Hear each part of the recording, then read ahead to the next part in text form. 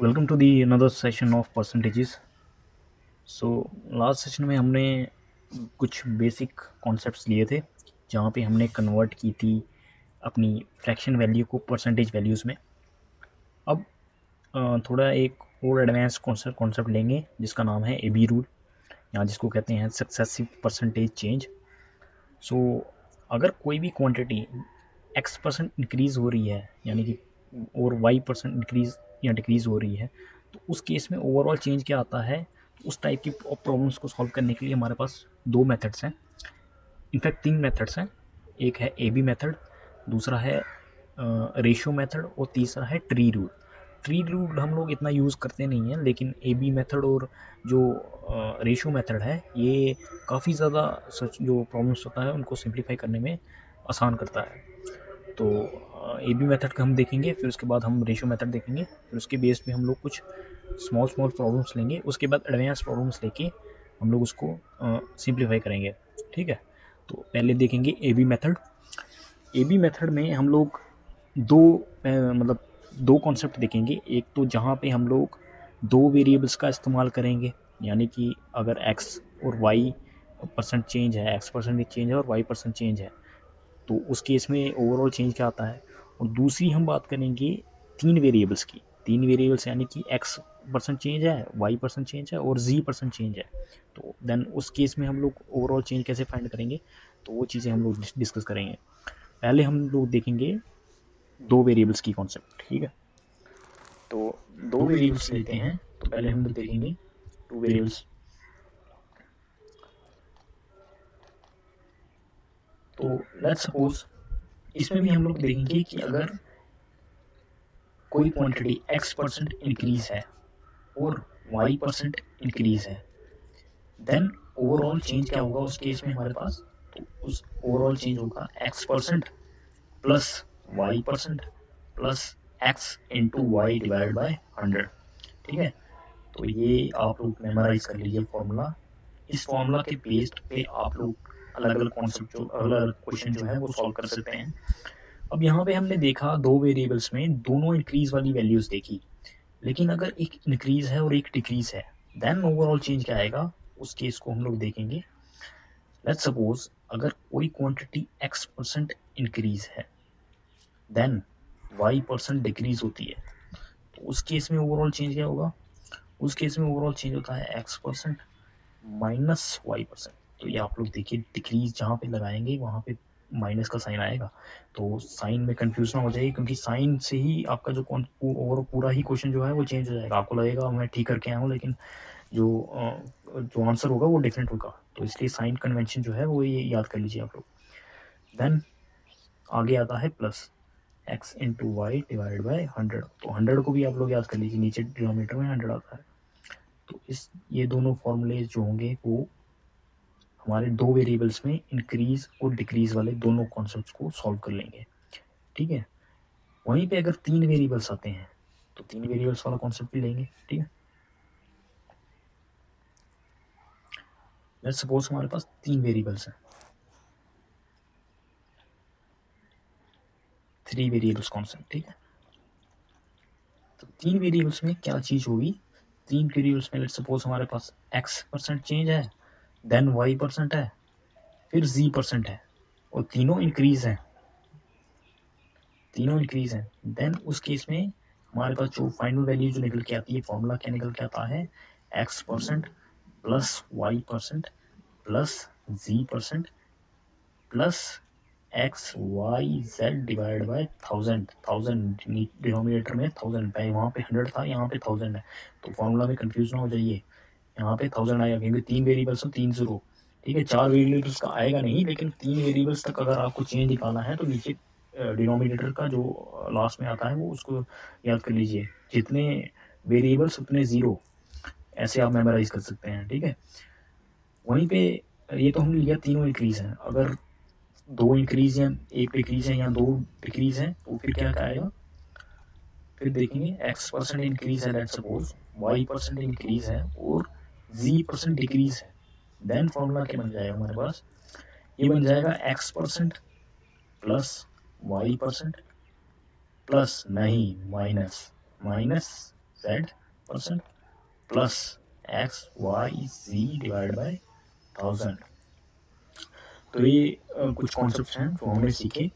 पहले हमने देखा दो वेरिएबल्स का, दो वेरिएबल्स में हमने दो दो बातें की, एक तो दोनों इंक्रीज में लिए और एक इंक्रीज और एक डिक्रीज में लिया।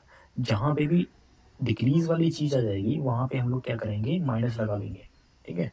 तो डिक्रीज वाले में क्या आ गया, X minus Y plus X into Y divide by 100।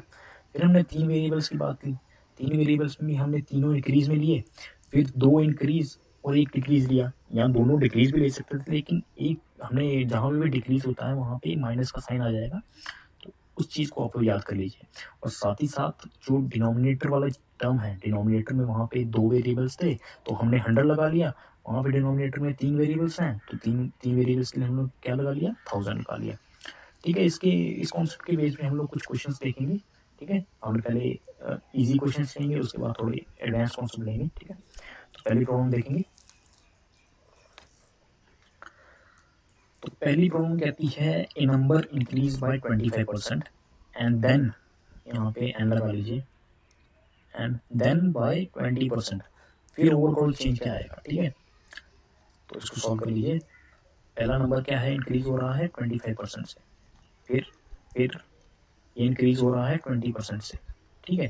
तो दो वेरिएबल्स में इंक्रीज वाला कॉन्सेप्ट एक कौन सा फॉर्मूला लगता है, हाँ जी, x% plus y% plus X into Y divide by 100, ये वाला, ठीक है। तो आप लोग बेस्ड ऑन द क्वेश्चंस आप लोग उसको एनालाइज करिए, ठीक है। इंक्रीज है, डिक्रीज है, फिर जाके आप लोग को जो फॉर्मूले सिखाए हुए हैं उसको यूज करिए, ठीक है। अगर थोड़ा सा भी माइनस या प्लस में चेंज आया तो आपकी वैल्यू जो होगी चेंज हो जाएगी और आंसर जो होगा वो चेंज हो जाएगा। आपको लगेगा आप ठीक करके आए हैं, लेकिन जो फाइनल वैल्यू जो होगी वो गलत निकल के आ जाएगी, ठीक है। तो ठीक है, ये कौन, अब इस फॉर्मूला को यूज करिए, ठीक है। इस फॉर्मूला को यूज करके हम लोग लगाएंगे 25%, ठीक है, plus 20% plus 25 into 20 divide by 100, ठीक है। तो 25% 40, ये हो जाएगा 45, ठीक है, प्लस अब इसको सिंप्लीफाई करिए, 25 से ये कितना जाएगा 4 टाइम्स, ठीक है, 4 से ये कितना जाएगा 5 टाइम्स, ठीक है। अब इसको ऐड करिए, 45 प्लस 5 कितना हो जाएगा 50, ठीक है, 50%। लेकिन अगर आंसर दिया हुआ है फ्रैक्शन वैल्यूज में, फिर क्या, इसको कन्वर्ट कर लीजिए 1/2। फ्रैक्शन वैल्यू तो सिखाई हुई ना पहले पहले कॉन्सेप्ट में, पहली क्लास में, कि फ्रैक्शन वैल्यू को कन्वर्ट कैसे करते हैं हम लोग। तो आप लोगों को जो टेबल दिया हुआ है आप उसको देखिए और उसको कन्वर्ट करिए, क्योंकि अगर ऑप्शंस में, लेट्स सपोज ऑप्शंस दिया हुआ है फ्रैक्शन वैल्यूज में, आपका आंसर तो निकल के आएगा इसमें परसेंटेज वैल्यू में, देन आपको कन्वर्ट करना ही पड़ेगा उसको, तभी जाके आंसर आपको जो होगा मैच कर पाएगा। नहीं तो इतना भी सॉल्व कर लोगे तब भी जो आपका फाइनल वैल्यू जो निकल के आएगी वो मैच ही नहीं कर पाएगी, तो गलत हो जाएगा, ठीक है। तो हमने ये कॉन्सेप्ट देख लिया, लेकिन एक चीज़ यहाँ पे जो आसान बनाती है हमारी ए बी रूल को as compare to ratio method से, वो है कि हम लोग इसको डायरेक्टली लगाते हैं। वहीं पे अगर हम रेशो मेथड लगाते हैं तो रेशो मेथड में हम लोग इसको कन्वर्ट करते हैं, ठीक है, इसकी फ्रैक्शन वैल्यूज में, देन जाके हम लोग कन्वर्ट करके फिर जाके हम लोग जो फाइनल जो होता है वो वहाँ पे यूज़ करते हैं, ठीक है। तो ये हमने एक क्वेश्चन देखा, तो एक और प्रॉब्लम लेंगे इसके बेस पे, ठीक है। अब एक और प्रॉब्लम देखेंगे, इसमें दिया हुआ है a number is increase by 50% then decrease by 20%, then overall change क्या होगा उस केस में।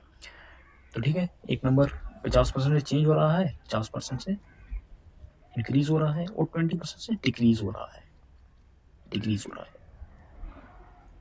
तो डिक्रीज वाली चीज आप देखिए, नोट करिए। तो इंक्रीज डिक्रीज में हमने जो सेकंड फॉर्मूला हमारा था वो यूज करेंगे यहाँ पे। तो एक वैल्यू इंक्रीज हो रही है तो दूसरी वैल्यू डिक्रीज हो रही है, तो उस केस में हम लोग क्या फॉर्मूला लगाते थे x% minus y% plus x into Y divide by 100, ठीक है। तो वैल्यू पुट करिए, वैल्यू x की जगह ले लेंगे 50, माइनस y की जगह लेंगे 20, plus x 50 into 20 divide by 100, ठीक है। तो ये आएगा 30 प्लस 50 से कितना जाएगा 2 टाइम्स और 2 से 10 टाइम्स, तो ये आएगा 10, ठीक है।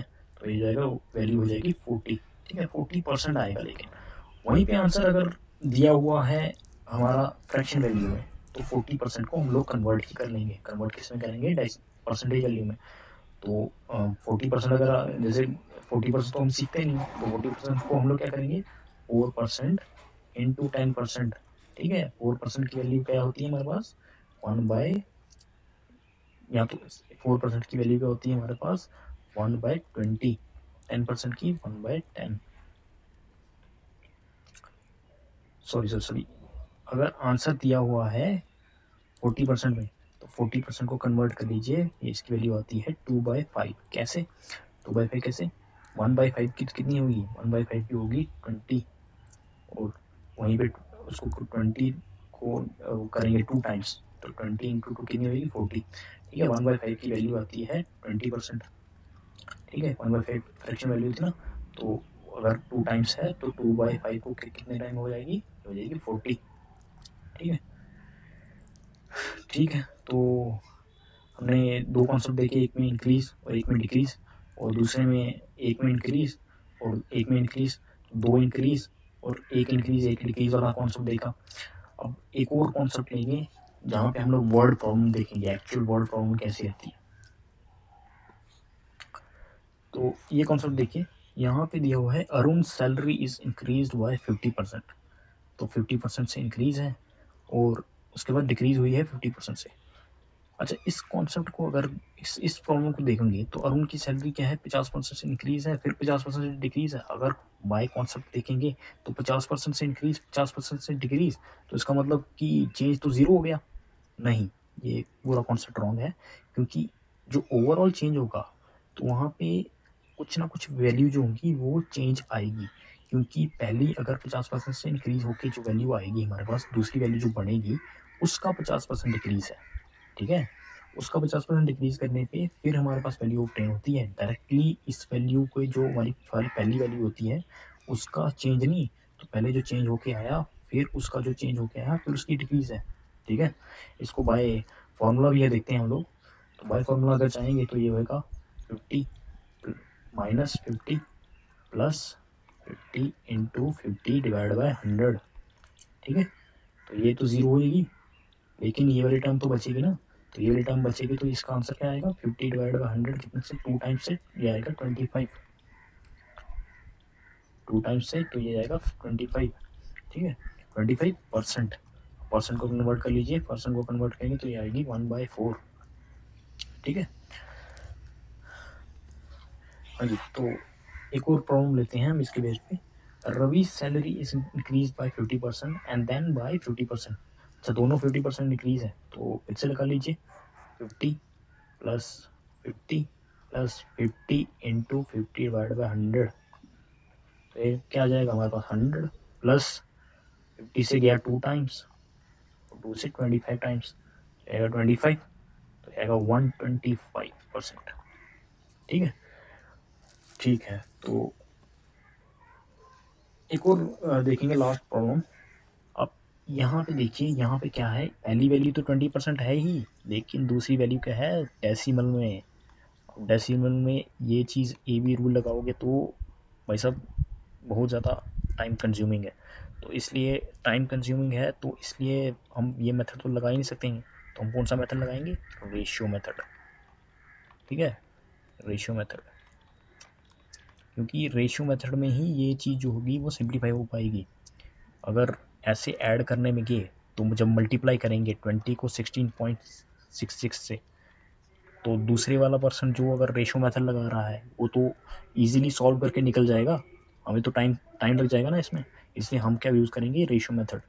ठीक है, तो रेशियो मेथड देखेंगे नेक्स्ट क्लास में। तब तक के लिए गुड बाय।